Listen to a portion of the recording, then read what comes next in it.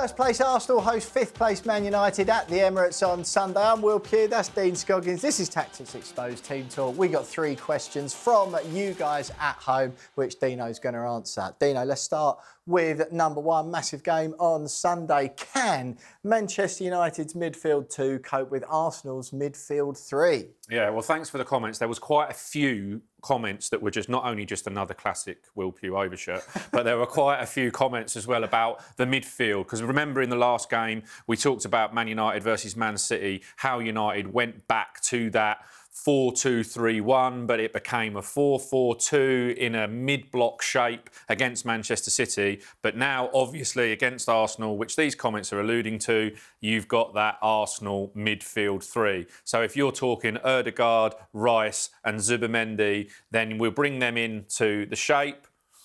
And straight away, let's have the striker there, straight away, obviously, you see a 3v2. Yeah. And so that's what people are asking about. So after they were so successful in that first game, Manchester United, what do they do? Well, the obvious thing is this guy here, Bruno Fernandes, OK? So in that last game against Manchester City, if you've been living under a rock, they played Mbeumo up there and Bruno Fernandes in behind, and they used that as their way to press and their way to break out with these wingers going the other way like that. But in this game, possibly Bruno Fernandes, is going to have a huge job to do in that midfield 3. But what I actually suspect will happen if we push those Arsenal wingers on, as we know they're going to be, we'll push Arsenal into that 5-man attacking shape, and we'll bring an Arsenal fullback into midfield to be the inverted player. So again, another overload here. So what I expect to happen is them to actually drag one of the wider players in to help Bruno Fernandes in that position. Or, again, maybe not Bruno Fernandes. Maybe they leave Bruno Fernandes where they want him to be to stop Arsenal playing out from their centre-backs, and they drag wide players into a central area to defend. Now, that looks like parking the bus from Michael Carrick away from home, but you have to do something to combat that Arsenal midfield 3. And what a lot of teams have done is a box midfield as well. So the other option is you leave Amad Diallo perhaps one side, you say to Dorgu, you've got a job to do over there, you have Mbeumo, maybe even Šeško up front, and then you bring a fullback into midfield or up into there to create that box midfield when you've got possession. So if we move that like that, if Man United have got possession there, they've got a 4v3. Their problem then is what happens when it goes the other way and they lose possession. Well, quite. And Manchester United, the position they're in, it wouldn't be the worst thing in the world. They didn't park the bus against City, but they had 32% possession. If Manchester United go to Arsenal, sit behind the ball and come away with a point, I'm not being funny, but their fans might say, we should be going and attacking. But realistically, that would be a good result for them. Yeah, absolutely. And again, what they did so well against Manchester City was convert from one shape to another in defensive positions to attacking positions. And that's what they didn't do under Ruben Amorim. Remind us the 2 shapes very quickly. So when they were in defensive positions, they were in that 4-4-2 mid-block. So like that. So they're in that position there. So 5 attackers, a 3-2-5 attacking shape, as we know lots of teams do, most teams do against them. And in a defensive shape, they went like that. But when they then win the ball back, you've got Bruno and Mbeumo working as a 2 there, Amad Diallo pushing up there, and Patrick Dorgu pushing up there. And then they still had that rest defence going the other way. In this game, I fully expect if Dorgu does play on the left, which is likely, you're more likely to see Maguire shift across, let's say it's Lisandro Martinez. Luke Shaw, who's played a lot of games as a left centre-back anyway, tucks in there. And Dorgu, whereas he was the out ball against Manchester City going this way, I suspect he might be the one that drops back in there to give a bit of extra help with Bukayo Saka. Well, that's interesting, Dino, because, and I was going to ask you about that, because you got a couple of comments saying, on last week's Team Talk Show, saying these shows should come with a spoiler alert because you get so much right. You nailed a few Manchester United selection things. I think the only one was Cunha on the bench, but it was a little bit of a surprise to see Dorgu in that attacking position. If, like you're saying, that Manchester United bring one of the wide players in, surely Dorgu's the best place to do that because it's almost like defensive work but in an attacking position. Yeah. But you can't do this and that, can you? No, he can't. But the other option is that you don't pick Amad Diallo, which I think he will, and then you have you have Dalot that side, and then you've then got Luke Shaw coming across the left back, and Dorgu starts in this position here, and then you can release him still doing what we talked about on the counter-attack the other way. But if they get in that 5-man defensive shape with Dorgu here, and then they've got Kobbie Mainoo and Casemiro there, let's say they get Bruno Fernandes still in that 10 position, they could play in that shape where you've then got Amad Diallo to spring a counter-attack that side and Bryan Mbeumo to spring a counter-attack that side. And that creates a little bit of an issue for Arsenal because Arsenal will still push their right back on here or want to push their right back on here in this position. But then if you're giving them that problem where, as we know with Bryan Mbeumo, he likes to hang. He likes to hang in these positions where so is he being picked up by the centre-back or is he being picked up by the right centre-back? If the right centre-back goes on, that creates a problem on the counter-attack, OK? And that's where, hopefully, from an United perspective, they can still play those little bounce passes in midfield where Bruno can then free those two away.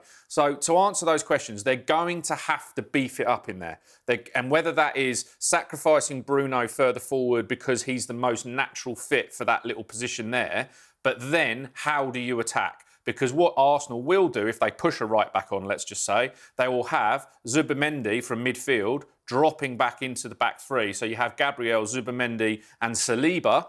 And then that still leaves them 3v2 going the other way. So Arsenal's formation is built to play against the counter-attack, as we know. So how do Man United beef it up in there and still cause them the problem of going the other way? For me, it's still having Amad Diallo and Bryan Mbeumo as the runners. Just very, very quickly then, Dino, before we move on to question number 2, just to give you a chance to do We Told You So Exposed on Monday, when I'm actually not here, by the way. But just tell us then what you expect that attacking four to be. In the 4-2-3-1, what selection-wise and based on what you say and what you think will be most effective, who are you picking if you're in charge? I think it's the same team with Dalot still at right back, Maguire, Martinez, Shaw, but Dorgu playing a different role even though he's on the team sheet. And then you've got Casemiro, Kobbie Mainoo, Bruno, Amad Diallo and then Bryan Mbeumo. And that gives them, it's the same team that was brilliant. And you've got an attacking option going the other way, but you're using Dorgu in a slightly different way. Right, let's have a look at number 2 then, Dino. Why does Arsenal's attack seem lopsided again? Now, this obviously comes from, as we all know, and we've covered on Tactics Exposed a lot, is that Arsenal, particularly last season and seasons gone by, attack so much more down the right-hand side where Bukayo Saka is than they do down the left, which has been predominantly Martinelli, Trossard a little bit more this season. Sort of easy to understand because Bukayo Saka is world level as a right winger. Martinelli not quite there. Arteta sort of plays that system on purpose. This season, it was for a while a little bit more even. The introduction of Eze and Madueke helped with that. But according to the question, they seem a bit one-sided once again. They have, and don't forget Declan Rice in there as well, because Declan Rice playing as the left 8 meant that they attacked more on that left channel earlier in the season as well. And also Bukayo Saka not in the greatest form earlier in the season as well. So it did level out. But the last 2 or 3 games, massively against Inter Milan and enormously against Forest as well, Arsenal look like they're only playing down one side again, and we'll show the stats to back that up. But I think it's because of this position here at left back. Calafiori's been injured, and Jurriën Timber's played there much more often. So when Jurriën Timber plays down this side, he's been going into that number 10 position there, and Bukayo Saka holds the width, and obviously you've got Martin Ødegaard there backing up the play and keeping things ticking along.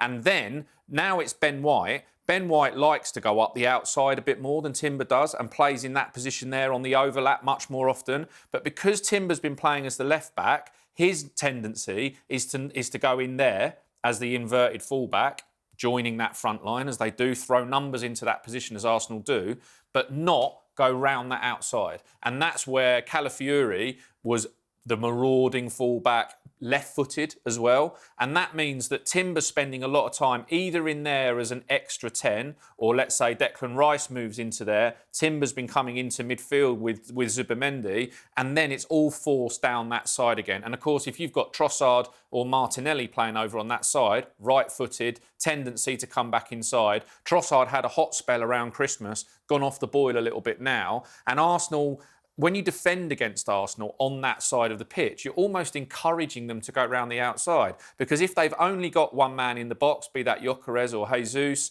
then, you're thinking, oh, we'll defend across okay. And also, if it's Trossard or Martinelli crossing on their left foot, we'd rather that than them coming back inside and getting into the penalty area here and here, which is miles more dangerous. So, yeah, I think it's a Timber at left-back issue. We're probably going to see Timber at left-back again. I don't see him bringing Miles Lewis-Skelly back into the team to play against Man United. And Ben White has played well on the right. It's not a Ben White problem. It's a right-footed left-back problem, I think. So to solve that, this is a bit rogue, but what about Noni Madueke back on that left side again? A left-footed player to go up the left. I mean, shot horror. And we know that Bukayo Saka's going to play there on this right-hand side. So all of a sudden, as I say, if we drop Man United into that 5 shape, which we think they'll be in because Dorgu will drop back in there, you've got to stretch the pitch this way. You have to open it up. So you need, even if it is Martinelli, the instruction has to be out here, right on this touchline, as far as you can go. Same for Bukayo Saka or Ben White, depending on in their setup who's over that side. And then that means you create an issue here where then you can get Ødegaard running through this space or shot horror, a ball for Gyokeres into that space. And then on the other side, then get Declan Rice making that marauding run into the area that he does there so well. So it's got to be width against Manchester United. Yeah, it sounds like, Dino, to be fair, it's just ultimately the answer is to have at least one player who is right-footed on the right or left-footed on the left, whether it's the fullback or the winger. That's where you need to get that width from somewhere. Also, obviously, Calafiori, the one bright spark in that absolute snorefest at Old Trafford between these two teams earlier in the season. Just one very quickly before we move on, Dean. Is it just me, or has Saliba seemed to be on the ball loads more this season? You're bang on, and I'm glad you reminded me of that, because it's really interesting what's happened, and again, it's attacking down that right-hand side. So if we put them in that attacking shape, what they've been doing is sending either the right back or left back into those areas, which we know they do very, very often, okay? So then if Declan Rice is going to join the attack as well, and Zubimendi drops in here, obviously, you can see an overload here straight away. That will happen, and this player will drop back in there, okay? We've seen traffic jams against Arsenal all the time. So then all of a sudden, those two players drop in. And because Zubimendi gets so much of the ball, what happens is a player gets attracted into there to him, and Saliba is then getting loads. I mean, he had over 90 passes in the last game. It was nearly 100 passes in the game before. He's dribbling the ball more. He's carrying it across the halfway line more. He's passing the ball forward more. He's getting loads of the ball over here. And I actually think that they should free him up even more. And I know, because if then Declan Rice, let's just say Declan Rice drops back in to be a cover man with Zubimendi there, then Saliba carrying the ball into these areas here, he's a Rolls Royce, isn't he? On the ball, he's absolutely phenomenal. But what's happening a little bit too much from an Arsenal perspective is Saliba's getting the ball here, and then he's passing it to Saka here, and we've got the same sort of traffic jam issue. But you're right, Saliba's getting loads of the ball. So can Arsenal drag Man United that way so that when Saliba gets the ball, he's having an impact in these dangerous areas, not just loads of the ball and lots of passes? Interesting, though, Manchester United as well have twice this season used that tactic of just let the defence have the ball really well away at Liverpool and obviously against Manchester City as well, which we covered on Team Talk. Let's move on, Dino, then to question number 3. Victor Gyokeres or Gabriel Jesus up front for Arsenal, and what's happened to Eza? 2 in 1 here. Do the strike a bit first, and then we'll move on to Eza. Yeah, I mean, I think it's going to be Gyokeres, and I think Gyokeres will try and do a bit better than what Haaland did at the weekend before, by the way. But what he'll try and do is try and drag Lisandro Martinez out or back. So if that's where Maguire and Martinez are going to have to do the same job as they did on Erling Haaland, which is pass him on. So if he makes a run like that, don't go with him there, because that's when you get the ball in there to Declan Rice running into the area. If he makes that run there, then it's now him who picks him up. So I think Gyokeres is going to make dozens of runs up and down that area there to get in those positions. But then Jesus, what he gives was the little ball in. Eza played the ball into him in the Champions League game in here and then got it back on the little return ball. And then it looked like Arsenal trusted him a little bit more, because what happened then was they crashed the box. When Jesus scored the sort of knock-in goal, there were 6 Arsenal players in the area. It was incredible to see that many players in the box. And I actually think that was because Eze carried the ball into that position and they trusted Jesus to play a little knock-off pass, because what Gyokeres does is he runs in behind, whereas Jesus is more inclined to play little link-up passes on the edge of the box. So I think it will be Gyokeres, but then Jesus is obviously the substitute option after that. And someone being sneaky here, trying to sneak 2 questions into one. But what's happened to Eze, very briefly? Well, it's just that Ødegaard's first choice. And in that position, if Ødegaard is going to play, which he is, he's the captain, he's going to play, then Eze's options, he's not a left winger, as I said over and over again at the beginning when they signed him.